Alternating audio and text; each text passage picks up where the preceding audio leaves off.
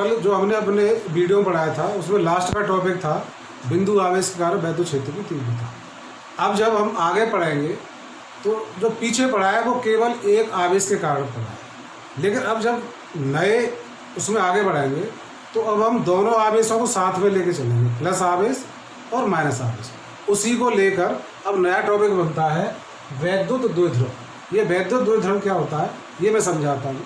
इसकी छोटी सी परिभाषा है, चित्र में दिखाया है कि इसमें एक माइनस क्यू आवेश है, एक प्लस क्यू आवेश है और दोनों परस्पर एक दूरी पर रखे हैं, इस बीच की दूरी है क्यू है। तो इसकी परिभाषा इसी से बन जाती है, हमें कोई रटने की जरूरत नहीं है, सिर्फ कहना है। कैसे? इसमें समान परिमाण एवं विपरीत प्रकृति के दो आवेश एक अल्प दूरी पर रखे हैं। तो इसको हम इस तरह परिभाषा दे सकते हैं कि वैद्युत द्विध्रुव एक ऐसा निकाय है जिसमें समान परिमाण एवं विपरीत प्रकृति के दो आवेश अल्प दूरी पर स्थित होते हैं। समझ में आ गया? फिर दोबारा बता देता हूँ कि वैद्युत द्विध्रुव एक ऐसा निकाय है जिसमें समान परिमाण एवं विपरीत प्रकृति के दो आवेश अल्प दूरी पर स्थित होते हैं। अब आगे पढ़ते हैं वैद्युत द्विध्रुव का आघूर्ण। वैद्युत द्विध्रुव का आघूर्ण, इसी को देखिए हम वैद्युत द्विध्रुव का आघूर्ण निकाल लेते हैं, जिसका मान किसी एक आवेश के परिमाण तथा दोनों आवेशों के बीच की दूरी के गुणनफल के बराबर होता है। अतः वैद्युत द्विध्रुव का आघूर्ण बराबर किसी एक आवेश का परिमाण गुणे दोनों आवेशों के बीच की दूरी। वैद्युत द्विध्रुव का आघूर्ण जिसे हम P से प्रदर्शित करते हैं, P बराबर, अब किसी एक आवेश का परिमाण ले लीजिए Q और इनके बीच की दूरी 2Q है, 2L। ये बन जाएगा P बराबर 2QL। और वैद्युत द्विध्रुव का आघूर्ण एक सदिश राशि है, तो हम इसको सदिश रूप में भी लिख सकते हैं। P बराबर 2QL। इसका मात्रक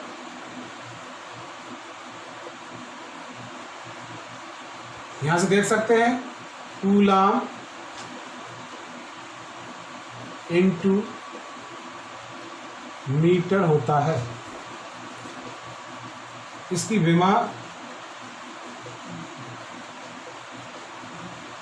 आराम से निकाल सकते हैं, आवेश A into T into L अर्थात ATL होती है।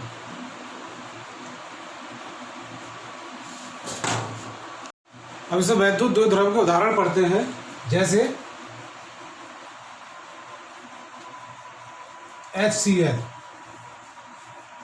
H2O, CH4, CO2। हम जानते हैं HCl का मतलब क्या, एक H प्लस हो गया प्लस Cl माइनस हो गया, एक प्लस होगा एक माइनस होगा, तो ये क्या है, वैद्युत द्विध्रुव के उदाहरण है। ऐसे ही H2O, CH4, CO2 सब काम लिख सकते हैं। अब आगे बढ़ते हैं वैद्युत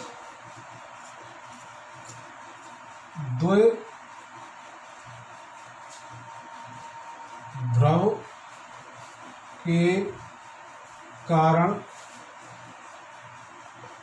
वैद्युत क्षेत्र की तीव्रता।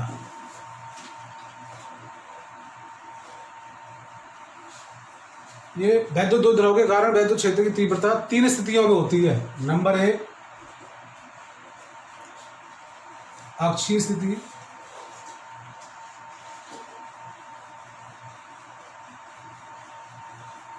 अक्षीय स्थिति में।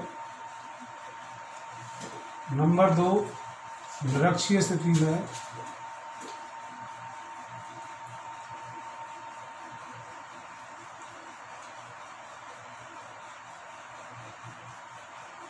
नंबर 3 किसी भी स्थिति में।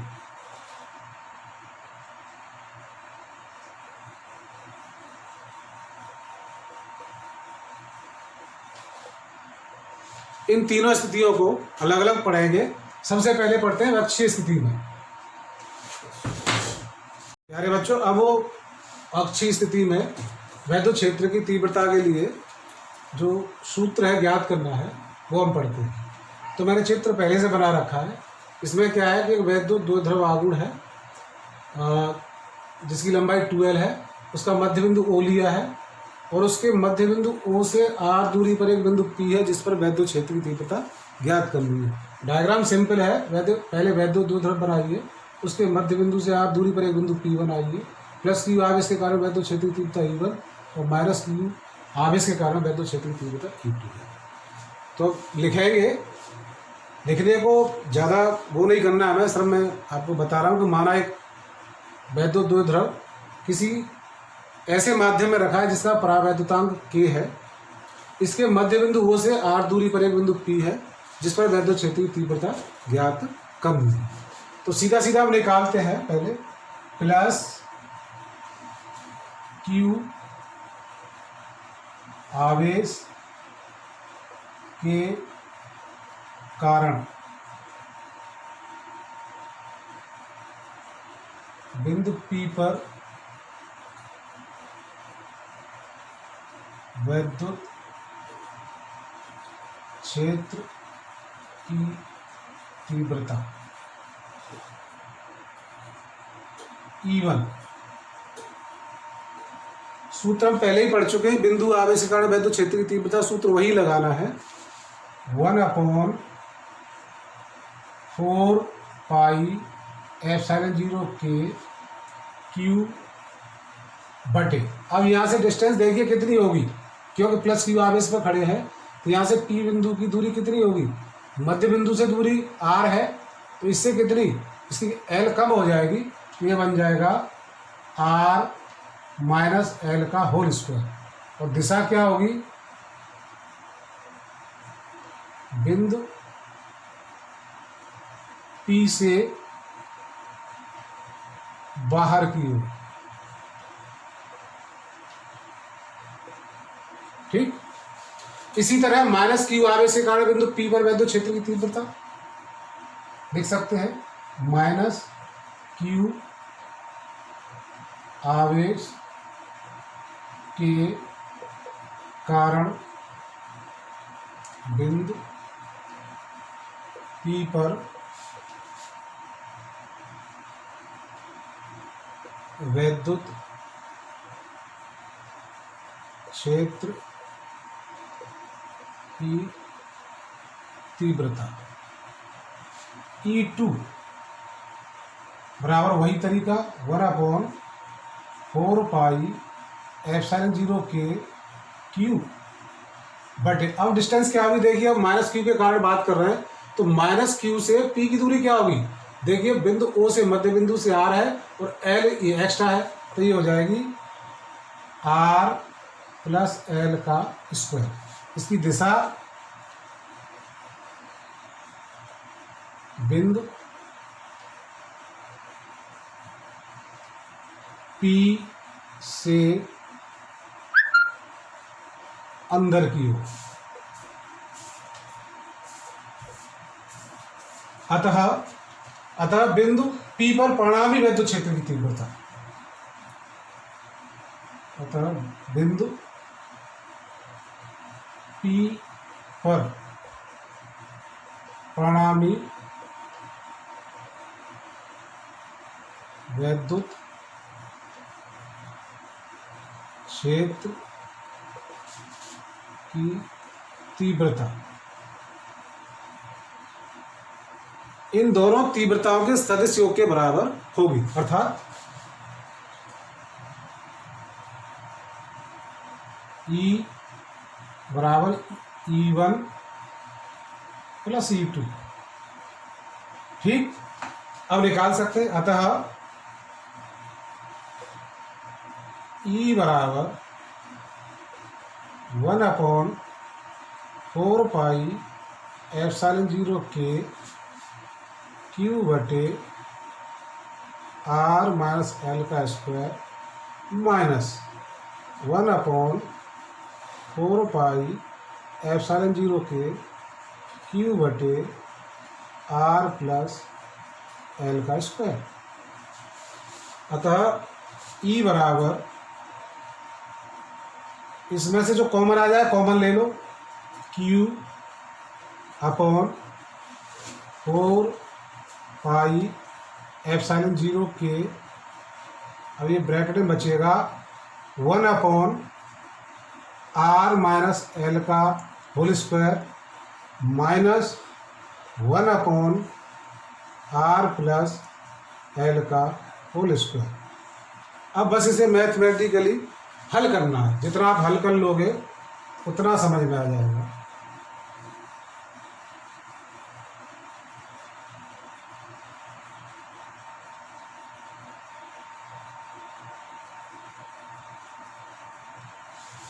देखिए E बराबर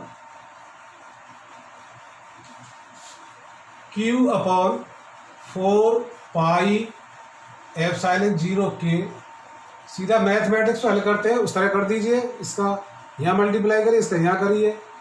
R प्लस L का whole square minus R minus L का होल स्क्वायर बटे R माइनस L का whole square R plus L का होल स्क्वायर। हल करिए। E बराबर Q अपॉन 4πε0 के, इसका स्क्वायर खोलिए, R square plus L square plus 2RL। इसको खोलेंगे तो माइनस से क्या हो जाएगा, minus R square minus L square plus 2RL। अब देखिए इसको वैसे भी लिख सकते हैं, होल स्क्वायर है तो इसको दोनों को बंद करके भी होल स्क्वायर कर सकते हैं, या इसको अलग से भी कर सकते हैं। R minus L into R plus L का होल स्क्वायर। अब आगे करें। E बराबर Q अपॉन 4πε0 के, R से R स्क्वायर ये बचेगा ऊपर 4RL 4RL बटे, अब इसको करें तो क्या बन जाएगा, ये बन जाएगा R square minus L square का होल स्क्वायर।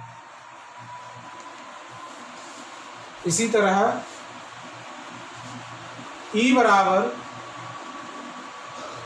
Q अपॉन 4πε0 के इंटू 2R इंटू 2L बटे R माइनस L स्क्वायर का होल स्क्वायर। अब क्या करेंगे, हम जानते हैं कि P बराबर 2QL होता है, इसलिए यहाँ लिख देंगे E बराबर 2QL अपॉन 4πε0 के इंटू 2R बटे R square minus L square का होल स्क्वायर। बट ये अभी हमने देखा था कि L square is less than R square, इसलिए एल स्क्वायर को छोड़ने पर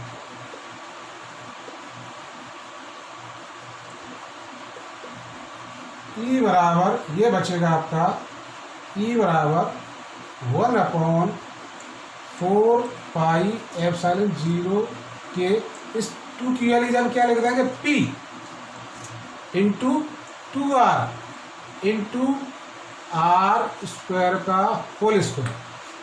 अब इसमें जो बचेगा उसको लिख देंगे, तो E बराबर 1/4 पाई एप्सिलॉन 0 के P इंटू 2R बटे R पे पावर 4, एक पावर कम हो जाएगी। E बराबर 1/4 पाई एप्सिलॉन 0 के 2P/R³। इस तरह हम इसको लिख देते हैं। अब इसको सदिश रूप में भी हम दिखा सकते हैं। इसका सदिश रूप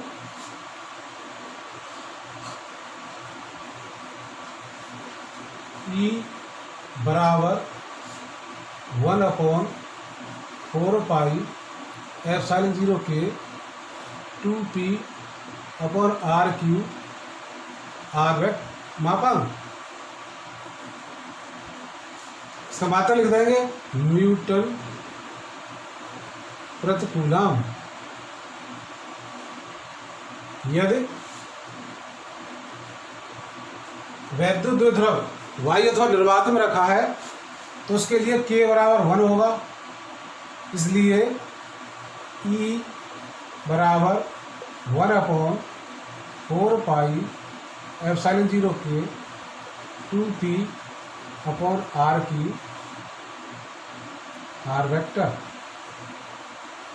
इस तरह वैद्युत क्षेत्र की तीव्रता, निरक्षीय स्थिति में वैद्युत क्षेत्र की तीव्रता के सूत्र की स्थापना हम कर सकते हैं। बच्चों आज के लिए इतना ही काफ़ी, बाकी 2 स्थितियाँ वो कल पढ़ाएंगे। हाँ बच्चों, मैं फिर कहना चाह रहा हूँ कि अगर मेरा वीडियो पसंद आ रहा है तो मेरे चैनल को सब्सक्राइब करें। Thank you.